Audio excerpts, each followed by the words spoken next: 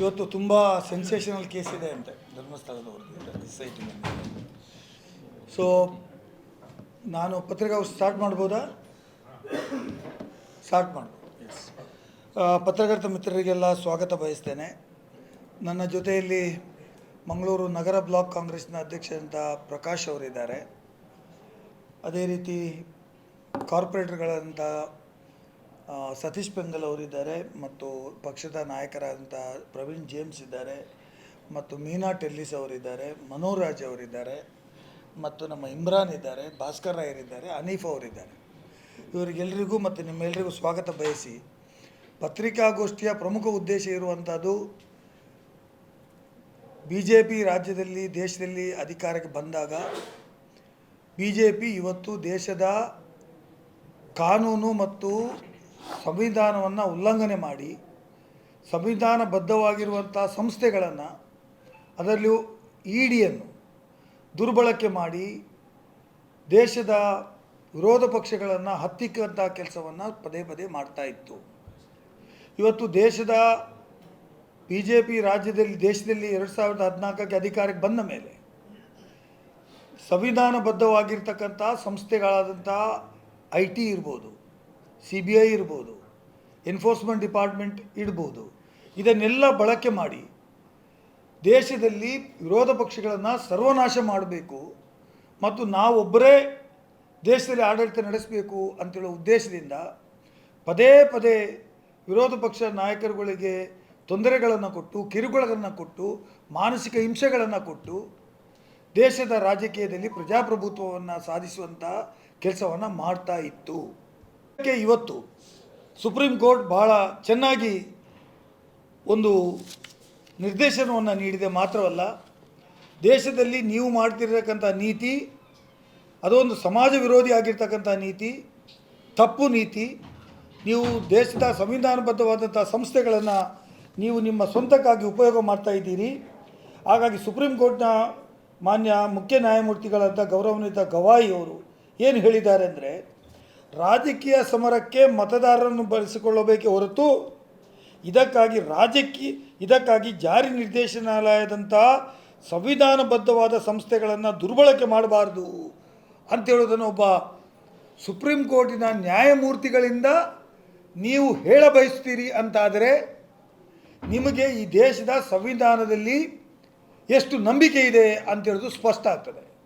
ದೇಶದ ಸಂವಿಧಾನವನ್ನು ಬದ್ಧವಾಗಿರುವಂಥ ಸಂಸ್ಥೆಯನ್ನು ದುರ್ಬಳಕೆ ಮಾಡಿ ಈ ದೇಶದ ಸಂವಿಧಾನವನ್ನು ಗಾಳಿಗೆ ತೂರಿ ಈ ದೇಶದಲ್ಲಿ ಅರಾಜಕತೆಯನ್ನು ಮಾಡಿದ್ದೀರಿ. ಹಾಗಾಗಿ ನಿಮಗೆ ಈ ದೇಶದಲ್ಲಿ ಆಡಳಿತ ನಡೆಸುವಂಥ ಸಂವಿಧಾನಬದ್ಧ ಹುದ್ದೆಯಲ್ಲಿ ಇದ್ದುಕೊಂಡು ಆಡಳಿತ ನಡೆಸುವಂಥ ಯಾವುದೇ ಬದ್ಧತೆ ಇಲ್ಲ. ನೀವು ತಕ್ಷಣವಾಗಿ ರಾಜೀನಾಮೆ ಕೊಡಬೇಕು. ಮಾತ್ರವಲ್ಲ, ಈ ದೇಶದ ಜನರ ಕ್ಷಮೆಯಾಚನೆ ಮಾಡಬೇಕು ಅಂತ ನಾನು ಒತ್ತಾಯವನ್ನು ಮಾಡ್ತಾ ಇದ್ದೇನೆ. ಯಾವಾಗ ಸುಪ್ರೀಂ ಕೋರ್ಟ್ ನ್ಯಾಯಮೂರ್ತಿಗಳು ಈ ಮಾತನ್ನು ಹೇಳಿದರು ಮತ್ತು ನೀವು ಹಾಕಿದಂಥ ಕೇಸು ED ಯಾವುದೇ ಕೇಸಿನಲ್ಲಿ ಮಧ್ಯಪ್ರವೇಶ ಮಾಡಬೇಕು, ಯಾವ ಕೇಸಿನಲ್ಲಿ ಮಧ್ಯಪ್ರವೇಶ ಮಾಡಬಾರ್ದು ಅಂತೇಳುವ ಕನಿಷ್ಠ ಜ್ಞಾನ ಆದರೂ ಬೇಕಿತ್ತು. ಇವತ್ತು ಮುಖ್ಯಮಂತ್ರಿಗಳ ಧರ್ಮಪತ್ನಿಯ ವಿರುದ್ಧ ಆಗಿರ್ತಕ್ಕಂಥ ಮೂಢ ಸೈಟುಗಳ ಕೇಸ್ನಲ್ಲಿ ನ್ಯಾಯಾಲಯದಲ್ಲಿ ಕೇಸುಗಳು ಸ್ಯಾಂಕ್ಷನ್ಗೆ ಕೊಟ್ಟು ಅದು ಇತ್ಯರ್ಥವಾಗುವಂಥ ಸಂದರ್ಭದಲ್ಲಿ, ಲೋಕಾಯುಕ್ತಕ್ಕೆ ಅದು ರೆಫರ್ ಆದಂಥ ಸಂದರ್ಭದಲ್ಲಿ, ನ್ಯಾಯಬದ್ಧವಾಗಿರ್ತಕ್ಕಂಥ ನ್ಯಾಯಾಲಯಗಳು ತನಿಖೆ ನಡೆಸ್ತಿರುವಂಥ ಸಂದರ್ಭದಲ್ಲಿ ಇವತ್ತು ಏಕಾಏಕಿ EDಯನ್ನು ಮಧ್ಯಪ್ರವೇಶ ಮಾಡಿದ್ದು ತಪ್ಪು ಅಂತೇಳೋದನ್ನು ನಾನು ಅಂದೂ ಹೇಳಿದ್ದೆ. ಅದು ಅಲ್ಲಿ ಮಾತ್ರ ಹೇಳಿದ್ದಲ್ಲ, ನಾನು ವಿಧಾನ ಪರಿಷತ್ತಲ್ಲೂ ಹೇಳಿದ್ದೆ. ED has no right to interfere in civil matters case. Civil matter ಕೇಸ್ಗಳಲ್ಲಿ EDಗೆ ಮಧ್ಯ ಪ್ರವೇಶ ಮಾಡುವಂಥ ಯಾವುದೇ ಅಧಿಕಾರ ಇಲ್ಲ. ಅಲ್ಲಿ ಮನಿ ಲಾಂಡ್ರಿಂಗ್ ಕೇಸು ನಡೆದಿಲ್ಲ, ಹಣದ ವ್ಯವಹಾರ ನಡೆದಿಲ್ಲ. ಸೈಟುಗಳನ್ನು ತೆಗೆದುಕೊಂಡಿರ್ತಕ್ಕಂಥದ್ದು, ಅದು ಗ್ರ್ಯಾಂಟ್ ಮಾಡಿರ್ತಕ್ಕಂಥದ್ದು ಲೀಗಲ್ ಇಲ್ಲಿಗಲ್ ಅಂತೇಳುವ ಪ್ರಶ್ನೆ ಮಾತ್ರ ಇತ್ತೇ ಹೊರತು that is the case is of A civil in nature. ಅದೊಂದು ಸಿವಿಲ್ ಇನ್ ನೇಚರ್ನ ವಾದ ಆಗಿತ್ತೇ ಹೊರತು ಅಲ್ಲಿ ಮನಿ ಟ್ರಾನ್ಸಾಕ್ಷನ್ ಆಗಿದೆ ಅಂತ ಎಂದೂ ದೂರಿರಲಿಲ್ಲ. ಹಣ ತೆಗೆದುಕೊಂಡಿದ್ದಾರೆ, ಮಾರಾಟ ಆಗಿದೆ, ಅದರಲ್ಲಿ ಲಾಭ ಗಳಿಸಿದ್ದಾರೆ ಅಂತೇಳಿ ಎಲ್ಲೂ ಆಗಿರಲಿಲ್ಲ. ಇಡೀ ಕೇಸಿನ ಸಾರಾಂಶನೇ ಅದು ಆಗಿರಲಿಲ್ಲ. ಇದ್ದಿರ್ತಕ್ಕಂಥ ಸಾರಾಂಶ ಏನು ಅಂದರೆ ಮೂಡದಿಂದ ಪಡೆದುಕೊಂಡಂಥ ಸೈಟು ಲೀಗಲೋ ಇಲ್ಲಿಗಲೋ, ಅದು ಕೊಟ್ಟಿರ್ತಕ್ಕಂಥ ಸರಿಯಾ ತಪ್ಪ ಅಂತೇಳುವಂಥದ್ದೇ ಇತ್ತು ಹೊರತು ಯಾವುದೇ ಹಣಕಾಸಿನ ವ್ಯವಹಾರ ನಡೆದಿರಲಿಲ್ಲ. ಅದರಲ್ಲಿ ಇಡಿ ಪ್ರವೇಶ ಮಾಡಿ, ನೀವು ಎನ್ಫೋರ್ಸ್ಮೆಂಟ್ ಡಿಪಾರ್ಟ್ಮೆಂಟ್ ಕಾನೂನಿಗೆ ವಿರುದ್ಧವಾಗಿ ಪ್ರವೇಶ ಮಾಡಿ ಅಲ್ಲಿ ಅರಾಜಕತೆಯನ್ನು ಸೃಷ್ಟಿ ಮಾಡಿ ಎಲ್ಲಿಯೋ ಬಹಳ ದೊಡ್ಡ ಅದು ಹಗರಣ ಆಗಿದೆ ಅಂತೇಳುವ ರೀತಿಯಲ್ಲಿ ಅವರಿಗೆ ಸಮನ್ಸನ್ನು ಕೊಡ್ತಕ್ಕಂಥ ಕೆಲಸ ಇಡಿ ಅವರು ಏನು ಮಾಡಿದರು, ಇದು ವಸ್ತುಶಃ ಕಾನೂನಿಗೆ, ದೇಶದ ಸಂವಿಧಾನಕ್ಕೆ ವಿರೋಧವಾಗಿರ್ತಕ್ಕಂಥ ವಿಚಾರ ಅಂತ ಇವತ್ತು ಸುಪ್ರೀಂ ಕೋರ್ಟ್ ಹೇಳಬೇಕಾಗಿದ್ದರೆ, ಮತ್ತು ಕೇಂದ್ರ ಸರ್ಕಾರ ಇಲ್ಲ ನಾವು ಅದನ್ನು ಹಿಂದೆ ಪಡ್ಕೊಳ್ತೇವೆ ನಾವು ಕೊಟ್ಟಂಥ ನೋಟಿಸು ಅಂತ ಹೇಳಬೇಕಿದ್ರೆ, ಇಂಥ ಅನೇಕ ಪ್ರಕರಣಗಳು ನಮ್ಮ ಡಿ ಕೆ ಶಿವಕುಮಾರ್ ಮೇಲೆ ಇರ್ಬೋದು, ಡಾಕ್ಟರ್ ಜಿ ಪರಮೇಶ್ವರ್ ಅವರ ಮೇಲೆ ಇರ್ಬೋದು, ಬೇರೆ ಬೇರೆ ನಾಯಕರುಗಳ ಮೇಲೆ, ಸಂವಿಧಾನಬದ್ಧ ಹುದ್ದೆಯಲ್ಲಿರುವಂಥರ ಮೇಲೆ, ಇಡಿ ಅವರು ಮಾಡಿದಂಥ ಅಕ್ರಮಗಳ ಮೇಲೆ ರಾಜ್ಯದ BJP ನಾಯಕರು ಮತ್ತು ಕೇಂದ್ರದ BJP ನಾಯಕರು ಬೇಷರತ್ತಾಗಿ ಕ್ಷಮೆಯಾಚನೆ ಮಾಡಬೇಕು. ಮಾಡದೇ ಇದ್ದರೆ BJP ವಿರುದ್ಧ ನಾವು ಹೋರಾಟವನ್ನು ಹಮ್ಮಿಕೊಳ್ತೇವೆ. ಇಲ್ಲಿಯ ನಮ್ಮ ಜಿಲ್ಲೆಯ ನಾಯಕರು MP MLAಗಳೆಲ್ಲ ಬಹಳ ಮಾತಾಡಿದರು. ನೀವು ಕೇಸ್ ಆಗಿದೆ, ಇಡಿ ಪ್ರವೇಶ ಆಗಿದೆ, ಸಮನ್ಸ್ ಕೊಟ್ಟಿದೆ, ನೀವು ರಾಜೀನಾಮೆ ಕೊಡಿ, FIR ಆಗಿದೆ ಅಂದರು. ಈಗ ಎಲ್ಲಿದ್ದಾರೆ BJP ನಾಯಕರು ಅಂತ ನಾನು ಪ್ರಶ್ನೆ ಮಾಡ್ತಾ ಇದ್ದೇನೆ. ರಾಜ್ಯದ ನಾಯಕರು ಎಲ್ಲಿದ್ದಾರೆ, ದೇಶದ ನಾಯಕರು ಎಲ್ಲಿದ್ದಾರೆ? ಯಾಕೆ ಬಾಯಿ ಬಿಚ್ಚುವುದಿಲ್ಲ? ನೀವು ಯಾಕೆ ಬಾಯಿ ಬಿಚ್ಚುವುದಿಲ್ಲ? ನಿಮ್ಮ ಕರ್ತವ್ಯ ಇಲ್ವಾ, ಜವಾಬ್ದಾರಿ ಇಲ್ವಾ? ನೀವು ಬಾಯಿ ಬಿಚ್ಚಲಿಕ್ಕೆ ನಿಮ್ಮ ಹತ್ರ ಯಾವುದೇ ಕಾನೂನುಬದ್ಧವಾಗಿರ್ತಕ್ಕಂಥ ವಿಚಾರ ಅದರಲ್ಲಿ ಇಲ್ಲ. ಆಗನಾದರೂ ಬಲಿ ಕೊಡಬೇಕು ಅಂತ ಹೇಳುವಂಥ ಕೆಲಸ ಮಾಡಿದ್ದರಿಂದ ನಾವು ಇದನ್ನು ಇಲ್ಲಿಯೇ ಬಿಡೋದಿಲ್ಲ, ನಾವು ಕೋರ್ಟಿನ ಮೆಟ್ಟಲನ್ನು ಏರ್ತೇವೆ. By taking the decision of the supreme court, ಇವರು ಎಷ್ಟು ಜನರ ಮೇಲೆ ಇಲ್ಲಿಗಲ್ ಆಗಿ ಕೆಲಸ ಮಾಡಿದ್ದಾರೆ, ಇಡಿ ಅವರು ಎಷ್ಟು ಸಂವಿಧಾನಬದ್ಧವಾಗಿರುವಂಥ ಸಂಸ್ಥೆ ತನ್ನ ಕಾನೂನನ್ನು ಮೀರಿ ದಾಳಿ ಮಾಡಿದ್ದಾರೆ ಮತ್ತು ರಾಜಕೀಯವಾಗಿ ಅದನ್ನು ಬಳಕೆ ಮಾಡಿದ್ದಾರೆ. ಇದರ ವಿರುದ್ಧ ನಾವು ರಾಜ್ಯದ ದೇಶದ ಪ್ರಧಾನಮಂತ್ರಿಗಳು ಮತ್ತು ದೇಶದ ಗೃಹ ಸಚಿವರು ಇದಕ್ಕೆ ನೇರವಾಗಿ ಉತ್ತರವನ್ನು ಕೊಡಬೇಕು ಅಂತ ಹೇಳುವುದನ್ನು ನಾನು ಈ ಸಂದರ್ಭದಲ್ಲಿ ಕೇಳಲಿಕ್ಕೆ ಬಯಸ್ತಾ ಇದ್ದೇನೆ. ಮತ್ತು ಇಂಥ ವಿಚಾರಗಳಲ್ಲಿ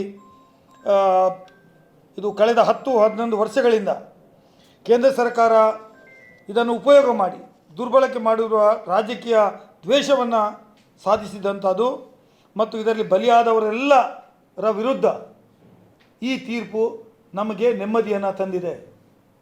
ಒಂದು ಸುಪ್ರೀಂ ಕೋರ್ಟ್ನ ಜಡ್ಜ್ ಈ ರೀತಿ ಹೇಳಬೇಕಾಗಿದ್ದರೆ ಮತ್ತು ಇಂಥ ಕಮೆಂಟ್ಸ್ ಕೇಂದ್ರ ಸರ್ಕಾರದ ವಿರುದ್ಧ ಮಾಡಬೇಕಾಗಿದ್ದರೆ, ಸಂಸ್ಥೆಯ ಬಗ್ಗೆ ಮಾಡಬೇಕಾದ್ರೆ, the credibility of the enforcement department it self in question.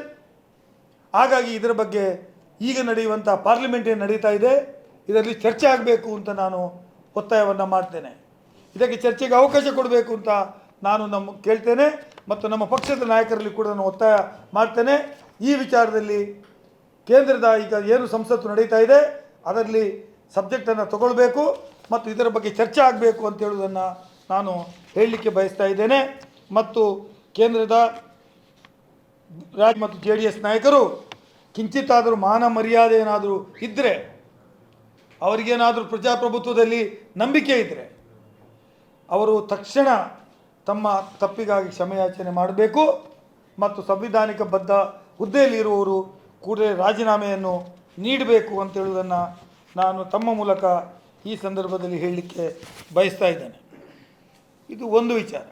ಇನ್ನೊಂದು ನೋಡಿದ್ದೀರಿ, ರಾಜ್ಯದಲ್ಲಿ ಇವತ್ತು ತಲಾ ಆದಾಯ per capital income of the 7 ಕೋಟಿ ಜನರ ಆದಾಯದಲ್ಲಿ ಇವತ್ತು ಏರಿಕೆ ಆಗಿದೆ. ದೇಶದಲ್ಲಿಯೇ ಕರ್ನಾಟಕ ಇಸ್ ನಂಬರ್ 1. ಹೇಗೆ ಆಯಿತು?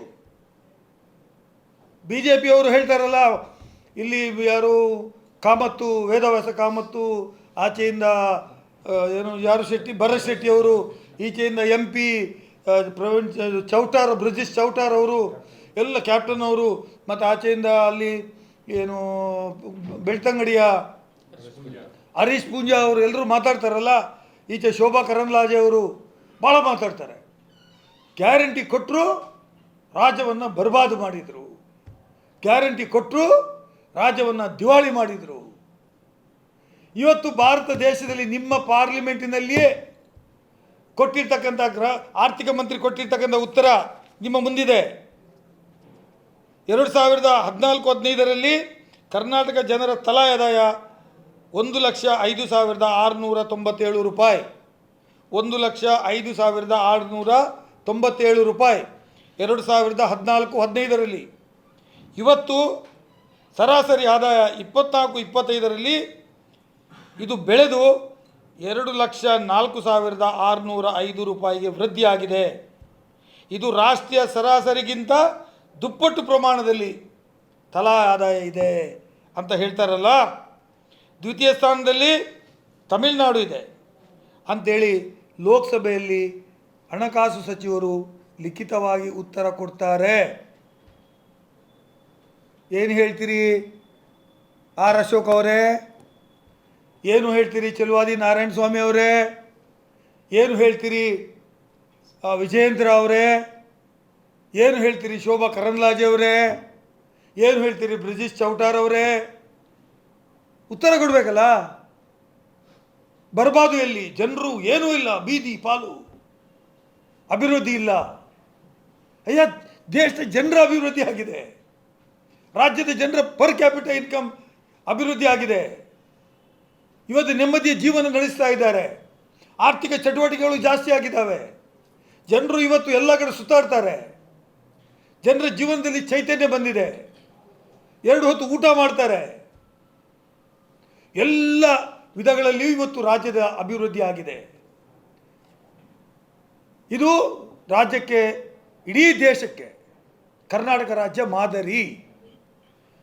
ಪಂಚ ಗ್ಯಾರಂಟಿಗಳಿಂದ ಇವತ್ತು ಪರ್ ಕ್ಯಾಪಿಟಲ್ ಇನ್ಕಮ್ ಜಾಸ್ತಿ ಆಗಿದೆ ಅಂತ ಹೇಳುವಂಥದ್ದು ಇದು ಒಂದು ಮರೆಯಲಾಗದ ಸತ್ಯ, ಇದು ಕಥಾ ಸತ್ಯ, ಇದೊಂದು ಸಾಕ್ಷಿ ಗುಡ್ಡೆ ಇದು. ಹಾಗಾಗಿ ಇದು ಇಷ್ಟು ಇರಬೇಕಾದ್ರೆ ನೀವು ಟೀಕೆ ಮಾಡಲಿಕ್ಕೆ ಹೊರಟಿದ್ದೀರಲ್ಲ ಪಂಚ ಗ್ಯಾರಂಟಿ ಬಗ್ಗೆ, ಅದರ ಬಗ್ಗೆ ಉತ್ತರ ಕೊಡಿ ಅಂತ ನಾನು ಕೇಳಲಿಕ್ಕೆ ಬಯಸ್ತೇನೆ. ಚರ್ಚೆ ಮಾಡೋಣ. ನಾಡ್ದು 11 ತಾರೀಕಿಗೆ ವಿಧಾನಸಭೆ ಪ್ರಾರಂಭ ಆಗ್ತದೆ. ಸಿದ್ಧರಿದ್ದೇವೆ ಚರ್ಚೆ ಮಾಡಲಿಕ್ಕೆ, ಬನ್ನಿ ಚರ್ಚೆ ಮಾಡುವ. ನಾವು ಯಾರು ಹೇಗೆ, ಯಾರಿಂದ ಏನಾಯಿತು ಅಂತ ಮಾಡೋಣ. ನೀವು ಏನು ಮಾಡಿದಿರಿ ಇದೇ ರಾಜ್ಯಕ್ಕೆ ಉದ್ಧಾರ, ನಾವೇನು ಮಾಡಿದೆವು ಮಾತಾಡೋಣ. ಈಗ ನಮ್ಮ ಯೋಜನೆಗಳನ್ನು ಕಾಪಿ ಮಾಡ್ತಾ ಇದ್ದೀರಲ್ವಾ ದೇಶದಲ್ಲಿ. ನಾನು ಹೇಳ್ತೇನೆ 5 ಗ್ಯಾರಂಟಿಗಳನ್ನು ನೀವು ಕಾಪಿ ಮಾಡಬೇಕು, 5 ಗ್ಯಾರಂಟಿಗಳನ್ನು ಕಾಪಿ ಮಾಡಬೇಕು. ಯಾಕೆ ಒಂದೊಂದನ್ನೇ ಕಳ್ಳತನ ಮಾಡ್ತೀರಿ? ಒಂದೇ ಒಂದು ಯೋಜನೆಯನ್ನು ಯಾಕೆ ಕಾಪಿ ಮಾಡಿ? ಕೆಲವು ಬಿಹಾರದಲ್ಲಿ ವಿದ್ಯುತ್ ಉಚಿತ, ಒಂದು ಯೋಜನೆ ಕಾಪಿ ಮಾಡಬೇಡಿ, ಎಲ್ಲ 5 ಯೋಜನೆ ಕಾಪಿ ಮಾಡಿ. ನಾವು ಕೊಟ್ಟಿರ್ತಕ್ಕಂಥದ್ದು ನಿಮಗೆ ಮಾದರಿ. 5 ಯೋಜನೆಗಳನ್ನು ನೀವು ಕಾಪಿ ಮಾಡಬೇಕು. ಅದು ಮಾತ್ರ ಅಲ್ಲ, ಈ ದೇಶದಲ್ಲಿ ದೇಶದ ಸರ್ಕಾರ ವಿದ್ಯುತ್ ಶಕ್ತಿಯನ್ನು ಎಲ್ರಿಗೂ ಉಚಿತ ಕೊಡಬೇಕು, ಅದು ಕೊಡುವ ಕೆಲಸ ಮಾಡಬೇಕು. ನಾವು ಗ್ಯಾಸ್ ಸಿಲಿಂಡರ್ ಕೊಡ್ತಾ ಇದ್ವಿ, ವೀರಪ್ಪ ಮೊಯ್ಲಿ ಅವರು 2014ನಲ್ಲಿ ಇರಬೇಕಾದ್ರೆ 4-5 ಸಿಲಿಂಡರು ಎಲ್ರಿಗೂ ಉಚಿತ ಕೊಡ್ತಾ ಇತ್ತು, ಕನ್ಸೆಷನ್ ರೇಟ್. ಉಳಿದದ್ದನ್ನು ನಾವು ಏನು ಮಾಡ್ತಾ ಇತ್ತು, ಜಾಸ್ತಿ ರೇಟಲ್ಲಿ 800 ರೂಪಾಯಿಲಿ ತಗೊಳ್ಳಿ ಅಂತ ಹೇಳ್ತಾ ಇತ್ತು. ನೀವು ಬಂದ ಮೇಲೆ ಏನು ಮಾಡಿದ್ರಿ? ಎಲ್ಲ ಸಬ್ಸಿಡಿ ತೆಗೆದುಬಿಟ್ಟು ಉಜಾಲ ಯೋಜನೆ, ಎಲ್ಲೇ ಒಂದು ಕಡೆ 2 ಗ್ಯಾಸ್ ಸಿಲಿಂಡರ್ ಉಚಿತ ಕೊಡೋದು, ಮತ್ತು ಉಜಾಲ ಯೋಜನೆಯ ಬೇರೆ ಎಲ್ಲ ನೀವು ಕೊಂಡು ತಗೊಳ್ಳಿ ಅಂತ ಹೇಳೋದು. ನೀವು ಉಚಿತ ಕೊಡಿ ಅಲ್ವಾ ಎಲ್ರಿಗೂ? ನಾವು ಮಾಡ್ತಾಗ ಮಾಡಿ, ನೀವು ನಮ್ಮನ್ನು ಅನುಸರಿಸಿ. ಹೇಗೂ ಕಾಪಿ ಮಾಡಲಿಕ್ಕೆ ಹೊರಟಿದ್ದೀರಿ. ನಾವು ಆಧಾರ ತಂದರೆ ಅದು ಟೀಕೆ ಮಾಡಿದ್ರಿ, ಮತ್ತು ಅದನ್ನು ನೀವೇ ಜಾರಿಗೆ ತಂದ್ರಿ. GST ತಂದು ನಾವು GSTಯನ್ನು ಕಾಮನ್ ಆಗಿ ಟ್ಯಾಕ್ಸ್ ಇರಬೇಕು ಅಂತ ಹೇಳಿದರೆ, ಅದನ್ನು ತಂದು ಕಾರ್ಪೊರೇಟರ್ ಅವರಿಗೆ 30% ಇದ್ದದನ್ನು 20% ಟ್ಯಾಕ್ಸ್ ಕಡಿಮೆ ಮಾಡಿದಿರಿ, ಮತ್ತು ಎಲ್ರಿಗೂ 18% ಟ್ಯಾಕ್ಸನ್ನು ಹಾಕಿಬಿಟ್ರಿ. ನಾವು ಅದನ್ನು ಹೇಳಿದ್ದ? ನೀವು ಈ ದೇಶದ ಜನರ ಈ ಪರಿಸ್ಥಿತಿಗೆ ಅದು ನೋಟ್ ಬಂದಿಯಿಂದ ಹಿಡಿದು ಇವತ್ತಿನವರೆಗೆ ಕೊರೋನಾದಲ್ಲಿ ಹಿಡಿದು ಎಲ್ಲ ವಿಧದಲ್ಲಿಯೂ ಈ ದೇಶದ ಈ ರಾಜ್ಯದ ಜನರನ್ನು ನಿರ್ಲಕ್ಷ್ಯ ಮಾಡಿದ್ದೀರಿ. ಹಾಗಾಗಿ ನೀವು ಆಡಳಿತದಲ್ಲಿ ಯಾವುದೇ ಸುಧಾರಣೆಯನ್ನು ತಂದಿಲ್ಲ. ಜನರನ್ನು ಇವತ್ತು ಇನ್ನೂ ಪಾತಾಳಕ್ಕೆ ತಟ್ಟಿದ್ದೀರಿ. ಅದರ ಮಧ್ಯದಲ್ಲಿ ನಮ್ಮ ರಾಜ್ಯದ ಮುಖ್ಯಮಂತ್ರಿಗಳಾದ ಸಿದ್ದರಾಮಯ್ಯನವರು, ಉಪಮುಖ್ಯಮಂತ್ರಿಗಳಾಗಿರ್ತಕ್ಕಂಥ ಡಿ.ಕೆ. ಶಿವಕುಮಾರ್ ಅವರು ಮತ್ತು ಕಾಂಗ್ರೆಸ್ನ ಸರ್ಕಾರ ಇವತ್ತು ಜನರಿಗೆ ತಮ್ಮ ಆರ್ಥಿಕ ಸ್ವಾತಂತ್ರ್ಯವನ್ನು ಕೊಟ್ಟಿದೆ, ಬದುಕುವ ದಾರಿ ತೋರಿಸಿದೆ, ಅವರ ಆ ಕೈಯಲ್ಲಿ ಆರ್ಥಿಕವಾಗಿ ದುಡ್ಡು ಕೊಟ್ಟಿದೆ, ದೇಶಾದ್ಯಂತ ರಾಜ್ಯಾದ್ಯಂತ ಸುತ್ತಾಡ್ತಕ್ಕಂಥ ವ್ಯವಸ್ಥೆಯನ್ನು ಮಾಡಿಕೊಟ್ಟಿದೆ, ಉದ್ಯೋಗ ಕೊಟ್ಟಿದೆ. ಎಲ್ಲ ವಿಧಗಳಲ್ಲಿಯೂ ಅಭಿವೃದ್ಧಿಯ ಪಥ ಸಾಗಿ ಇವತ್ತು ಪರ್ ಕ್ಯಾಪಿಟಾ ಇನ್ಕಮ್ ದೇಶದಲ್ಲಿಯೇ ಕರ್ನಾಟಕ ರಾಜ್ಯದ 6.5 ಕೋಟಿ ಜನರಿಗೆ ಇವತ್ತು ಜನರ ಜೀವನದಲ್ಲಿ ಬೆಳಕು ತರತಕ್ಕಂಥ ಕೆಲಸ ಮಾಡಿದೆ. ರಾಜ್ಯದ ಸುಮಾರು 4 ಕೋಟಿ ಜನರಿಗೆ ರಾಜ್ಯದ ಒಂದಲ್ಲ ಒಂದು ಯೋಜನೆಯ ನೇರ ಫಲಾನುಭವಿಗಳಾಗಿ ಇವತ್ತು ರಾಜ್ಯದಲ್ಲಿ ಅಭಿವೃದ್ಧಿಯ ಪಥವನ್ನು ತಂದಿದ್ದೇವೆ ಅಂಥೇಳಿ BJP ನಾಯಕರ ಗಮನಕ್ಕೆ ತರಲಿಕ್ಕೆ ಬಯಸ್ತಾ ಇದ್ದೇನೆ. ಚರ್ಚೆ ಮಾಡಬೇಕಾ? ಬನ್ನಿ, ರೆಡಿ. ಮೋದಿಯವರಿಗೆ ಒಂದು ಸಲಹೆ ಕಳಿಸಿ. ಬ್ರಿಜೇಶ್ ಚೌಟರ್ ಅವರು, ಶೋಭಾ ಕರಂದ್ಲಾಜೆ ಅವರು, ನಮ್ಮ ಯಾರು ಆಚೆಯವರು, ನಮ್ಮ ಉಡುಪಿ ಸಂಸದರು ಕೋಟಾ ಶ್ರೀನಿವಾಸ್ ಪೂಜಾರಿ ಅವರು, CT ರವಿ ಅವರು, ಎಲ್ಲ ಯೋಜನೆಗಳನ್ನು ಕಾಪಿ ಮಾಡಲಿಕ್ಕೆ ಹೇಳಬೇಕು. ಬಿಹಾರದಲ್ಲಿ ಒಂದು ಕಾಪಿ ಆಯಿತು, ಮಧ್ಯಪ್ರದೇಶದಲ್ಲಿ ಕಾಪಿ ಆಯಿತು, ರಾಜಸ್ಥಾನದಲ್ಲಿ ಕಾಪಿ ಆಯಿತು, ಮಹಾರಾಷ್ಟ್ರದಲ್ಲಿ ಕಾಪಿ ಆಯಿತು. ಎಲ್ಲ ಮಾಡಿ, ವಿ ವಿಲ್ ಸಪೋರ್ಟ್ ಯು. ಜನರ ಏಳಿಗೆ ಆಗ್ತದೆ ಅಂತ ಹೇಳೋದಕ್ಕೆ ನೀವೇ ಉದಾಹರಣೆ. ಒಳ್ಳೆ ಕೆಲಸ ಮಾಡಲಿಕ್ಕೆ ಹಿಂದೆ ಯಾಕೆ ಹೋಗ್ತೀರಿ? ಅಲ್ವಾ ಭಾಸ್ಕರ್? ಇಷ್ಟು ನನ್ನ ಕಡೆಯಿಂದ. ಏನ